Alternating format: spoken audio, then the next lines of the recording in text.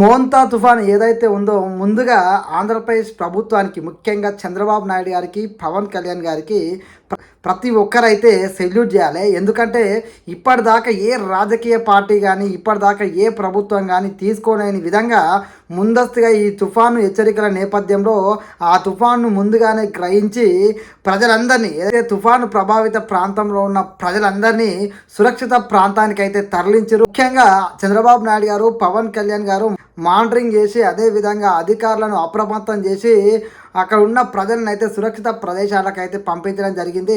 నిజంగా అక్కడ ప్రజలే చెప్తున్నారు, మేము ఇప్పటిదాకా ఇలాంటి రాజకీయ నాయకులను అయితే చూడలేదు. ఎందుకంటే ఎన్నో తుఫాన్లు వచ్చినాయి, కానీ మమ్మల్ని ఈ విధంగా మేము ఇంట్లో ఉన్నా కూడా లేదు, మీకు ప్రమాదం జరుగుతుంది, ఎలాంటి ప్రమాదం జరగొద్దు, మీరు ఖచ్చితంగా మా మాట విని ఈ సురక్షిత ప్రాంతాలకు తరలిండి అని చెప్పేసి అధికారులను పంపించి ఏకంగా ఎమ్మెల్యేలు, ఎంపీలు, తెలుగుదేశం పార్టీకి సంబంధించిన నాయకులు, జనసేన పార్టీకి సంబంధించిన నాయకులు మొత్తం ఏదైతే వాళ్ళని గెలిపించిన ప్రజలకి నిజంగా ఆపదలో కూడా అండగా ఉండాలనే విధంగా వాళ్ళే స్వయంగా డోర్ టు డోర్ వెళ్ళి మరి ఆ ప్రజలను అయితే సురక్షిత ప్రాంతాలకు తీసుకెళ్లారు.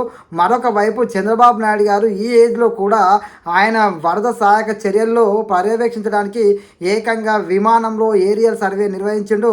అర్ధరాత్రి వరకు చంద్రబాబు నాయుడు గారు ఈ మానిటరింగ్ చేస్తూ ఎక్కడెక్కడ ఎలాంటి పరిస్థితులు ఉన్నాయో చూస్తూ అధికారులను పర్యవేక్షిస్తూ టెలికాన్ఫరెన్స్ ద్వారా ప్రతి ఒక్కరికి ఆయన ఆర్డర్స్ వేయడం జరిగింది. ప్రజలకు ఎలాంటి ఇబ్బంది జరగకుండా, ఎక్కడైతే చెట్లు కూలిపోతాయో, ఎక్కడైతే కరెంటు స్తంభాలు పడిపోతాయో, ఎక్కడైతే ప్రజలు ఇబ్బంది పడతారో ప్రతి చోట అందరూ అందుబాటులో ఉండే విధంగా చంద్రబాబు నాయుడు గారు స్వయంగా దాదాపు అర్ధరాత్రి వరకు ఆయన టెలికాన్ఫరెన్స్ ద్వారా ఆ అధికారులను అప్రమత్తం చేసిండు. అదేవిధంగా ఇటు జనసేన పార్టీకి సంబంధించినటువంటి నాయకులు, ఎమ్మెల్యేలు, ఎంపీలు అందరినీ పవన్ కళ్యాణ్ గారు ప్రజల వద్దకే పంపించి ప్రజలకు ఎలాంటి ఇబ్బంది కలగకుండా వచ్చిండు. ఈ రోజైతే పవన్ కళ్యాణ్ గారు ప్రతి గంటకి అధికారులతోటి రివ్యూలు చేసుకుంటూ అధికారుల దగ్గర నుంచి డేటాను తీసుకొని ఎక్కడ ఎలాంటి ప్రాబ్లం జరుగుతుందని గంటకి ప్రజల క్షేమం కోసమే ఆలోచిస్తుండో. అదేవిధంగా ఎవరైతే ఆ ముంపు ప్రభావిత ప్రాంతానికి సంబంధించిన ప్రజలు ఉన్నారో వాళ్ళకు ఆంధ్రప్రదేశ్ ప్రభుత్వం అయితే ఒక వ్యక్తికి 1000 రూపాయలు చొప్పున కుటుంబంలో ఎంతమంది ఉన్నా సరే వాళ్ళకు సహాయం చేస్తారు. ఎందుకంటే ఈ 4-5 రోజులు వాళ్ళు చాలా ఇబ్బంది పడతారు, వాళ్ళకి ఎలాంటి ఉపాధి లేదు, వాళ్ళు ఇండ్లు వదిలేసి మరి ఇక్కడ పునరావాస కేంద్రాలకు రావాల్సిన పరిస్థితి ఈ తుఫాన్ వల్ల కలిగింది. కాబట్టి ఖచ్చితంగా వాళ్ళకి కావాల్సిన ఏదైతే నిత్యావసర వస్తువులు అన్నీ ఉచితంగా ఇస్తారో అదేవిధంగా వాళ్ళకి ఒక వ్యక్తికి 1000 రూపాయలు చొప్పున సహాయం చేయాలని చంద్రబాబు నాయుడు గారు ఆర్డర్ వేయడంతో వాళ్ళైతే ఆ విధంగా సహాయ కార్యక్రమాలు కూడా అధికారులు చేస్తున్నారు.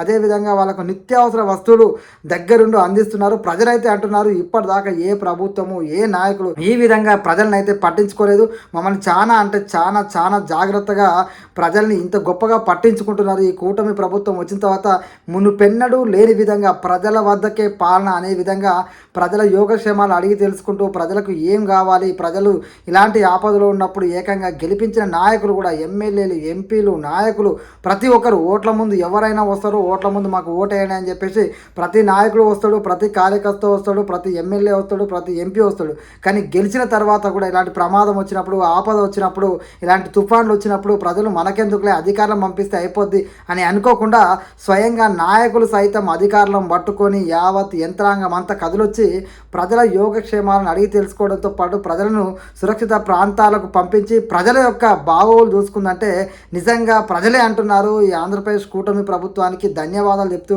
ఆంధ్రప్రదేశ్ కూటమి ప్రభుత్వానికి సెల్యూట్ చేస్తున్నారు. ఆంధ్రప్రదేశ్ ముఖ్యమంత్రి చంద్రబాబు నాయుడు గారికి, అదేవిధంగా పవన్ కళ్యాణ్ గారికి, నారా లోకేష్ గారికి ఆ ప్రజలైతే కృతజ్ఞతలు చెప్తున్నారు. నిజంగా ఆంధ్రప్రదేశ్ ప్రభుత్వం చేపట్టినటువంటి ఈ చర్యలు ఏవైతే ఉన్నాయో ముందస్తుగా నిజంగా ప్రతిసారి ఈ విధంగానే ఈ చర్యలు కొనసాగాలి. ప్రజలు గెలిపించిన నాయకులు కూడా ప్రజల మధ్యకి వెళ్ళి గెలిచిన తర్వాత మాకెందుకులే అనుకోకుండా ప్రజల క్షేమాన్ని కోరుకుంటారు. అంటే ఇట్లా చూసుకుంటే మాత్రం ప్రజలు గుండెల్లో పెట్టి చూసుకుంటారు. ఎందుకంటే ప్రజల వద్దకి వెళ్ళే నాయకుడిని గెలిచిన తర్వాత వదిలేయకుండా ప్రజల్ని పట్టించుకున్న నాయకుడిని ప్రజలు ఎప్పుడూ గుండెల్లో పెట్టుకునే చూసుకుంటారు. ఖచ్చితంగా ఈ విధమైన పరిపాలన ఉంటే వచ్చే 5 ఏళ్ళు కూడా కూటమి అధికారంలో ఉంటుంది అనడంలో ఎలాంటి సందేహం అయితే కనబడడం లేదు. ఎందుకంటే అక్కడ వాళ్ళు చేస్తున్న ప్రతి పని ప్రజలకు ఉపయోగపడే విధంగా ప్రజల వద్దకే పాలన అనే విధంగా చేస్తారు. కాబట్టి ఆ ఉద్దేశంతో ప్రజలే చెప్తున్న మాటని నేను మీ ముందు చెప్తున్నా. జై హింద్.